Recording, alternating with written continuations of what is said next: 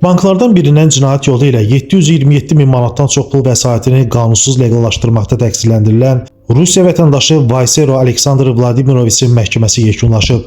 Bakı Azadlar Məhkəməsinin hakimi Namiq Kərimovun sədrliyi keçirilən prosesdə dövlət ittihamçısı Tural Yaqubov ittiham nitqi ilə çıxış edib. Prokuror məhkəməyə təqsirləndirilən şəxsin 5 il müddətinə azadlıqdan məhrum edilməsini təklif edib. Vəkil müdafiə çıxışı etdikdən sonra Rusiya vətəndaşı olan təqsirləndirilən şəxs son söz deyib. Daha sonra ona hökm oxunub. Hökmə əsasən Vaysero Aleksandr Vladimiroviç 4 il müddətinə azadlıqdan məhrum edilib. Qeyd edək ki, istintaq zamanı müəyyən edilib ki, Vaysero Aleksandr tamah niyyəti ilə qabaqcadan əlbir olan bir qrup şəxs halında cinayət yolu ilə əldə edilmiş xeyli miqdarda əmlakı leqallaşdırıb.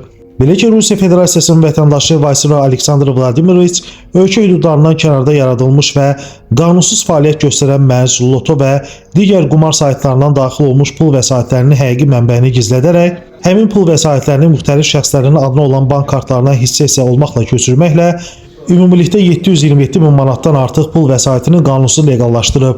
O, Daxili İşlər Nazirliyinin kibercinayətkarlıqla mübarizə baş idarəsi tərəfindən tutularaq istintaqa cəlb edilib. Toplanmış sübutlar əsasında Vaysero Aleksandr Vladimiroviçə Cinayət Məcəlləsinin 193-1.3.2, yəni cinayət yolu ilə qazanılmış əmlakı leqallaşdırma maddəsi ilə ittiham irəli sürülüb. Orxan Rasifoğlu, məhkəmə xəbərləri.